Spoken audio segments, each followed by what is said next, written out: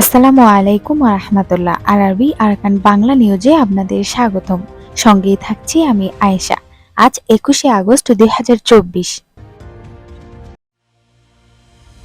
বাংলাদেশে আশ্রয় নেওয়া রোহিঙ্গা শরণার্থীদের মানবিক সহায়তা হিসেবে 2024 সালে 10 মিলিয়ন মার্কিন ডলার দেওয়ার ঘোষণা দিয়েছে কোরিয়া প্রজাতন্ত্র।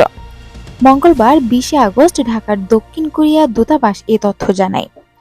দূতাবাস জানায়, বাংলাদেশি আন্তর্জাতিক সংস্থা ইউএনএইচসিআর, আইওএম, ডব্লিউএফপি এবং ইউএনএফপি এর মাধ্যমে চলতি বছর এই মানবিক সহায়তা দেওয়া হবে।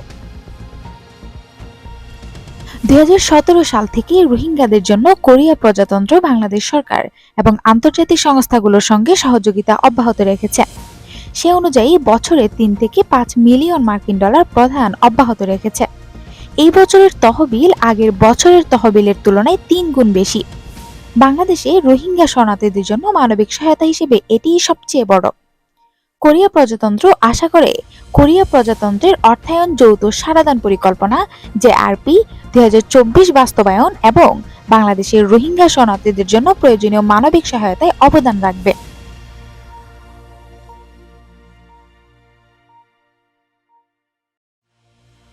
টেকনাফের নাফ নদী থেকে একদিনে 7 রোহিঙ্গা নারী ও শিশুর মরদেহ উদ্ধার করা হয়েছে।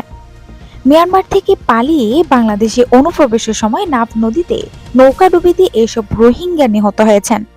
মঙ্গলবার 20শে আগস্ট সকাল 10টা থেকে বিকাল 5টা পর্যন্ত উপজেলা সাবরাং ইউনিয়নের শাহপরী দ্বীপ জেটি সংলগ্ন লেদা এলাকায় নাফ নদীতে ভাসমান অবস্থায় এসব লাশ উদ্ধার করেন স্থানীয় লোকজন।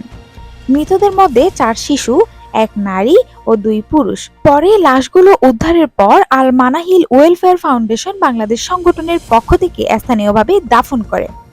স্থানীয় বাসিন্দাদের সঙ্গে কথা বলে জানা গেছে, শাহপরীর দ্বীপ নাফ নদী জেটিঘাট এলাকা থেকে 5টি ও লেদা এলাকা থেকে 2টি লাশ উদ্ধার হয়। লাশগুলো পানিতে ভেসে এসেছিল। গত কয়েক মাস ধরে মিয়ানমারের রাখাইন রাজ্যের মংডু টাউনশিপে মর্টার শেল ও শক্তিশালী গ্রেনেড বোমার বিস্ফোরণ ঘটছে। থেমে থেমে ওপার থেকে মুহুর্মুহু বিস্ফোরণের শব্দ শোনা যায়। মর্টার শেল শক্তিশালী গ্রেনেড বোমার বিস্ফোরণের শব্দে এই পারের বাড়িঘরও কেঁপে উঠছে। এতে সীমান্ত এলাকায় বসবাসরত টেকনাফের বাসিন্দাদের মধ্যে আতঙ্ক দেখা দিয়েছে। এমন পরিস্থিতিতে টেকনাফের বিভিন্ন সীমান্ত পয়েন্ট দিয়ে রোহিঙ্গা অনুপ্রবেশ করছে।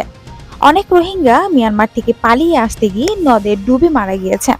কক্সবাজারের এনজিও কর্মী মাহবুব আলম মিনার বলেন, আমাদের ফাউন্ডেশনের পক্ষ থেকে আজকে 4 শিশু সহ 7 রোহিঙ্গার লাশ উদ্ধার করা হয়েছে। পরে স্থানীয়ভাবে তাদের দাফন করা হয়।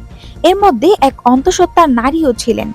এ নিয়ে গত সপ্তাহে মিয়ানমার থেকে পালিয়ে আসা গুলিবিদ্ধ ও নৌকাডুবিতে নিহত 286 জনের লাশ দাফন করেছি আমরা। টেকনাফ 2 বিজিবির অধিনায়ক লেফটেন্যান্ট কর্নেল মোহাম্মদ মহিউদ্দিন আহমেদ বলেন, নাফ নদীতে কয়েকজন রোহিঙ্গার লাশ ভেসে এসেছে। সেগুলো স্থানীয় লোকজন উদ্ধার করে দাফন করেছেন। গত 6 আগস্ট নৌকাডুবির ঘটনায় নাফ নদী ও সাগরে ভাসমান 54 জন রোহিঙ্গার লাশ উদ্ধার করা হয়েছিল। বিষয়টি জানিয়েছেন টেকনাফ মডেল থানার ভারপ্রাপ্ত কর্মকর্তা ওসি মোহাম্মদ উসমান গনি। ওসি বলেন, মিয়ানমারের রাখাইন রাজ্যের মংডু টাউনশিপে আরাকান আর্মি ও সশস্ত্র বাহিনীর মধ্যে চলমান যুদ্ধের মুখে বাংলাদেশে অনুপ্রবেশ করছেন রোহিঙ্গারা। সোমবার রোহিঙ্গা বহনকারী একটি নৌকা বাংলাদেশি অনুপ্রবেশকালে নাফ নদে ঝড় হওয়ার কবলে পড়ে ডুবে যায়। ধারণা করা হচ্ছে সোমবার উদ্ধার লাশগুলো ওই নৌকাডুবি ঘটনার হতে পারে।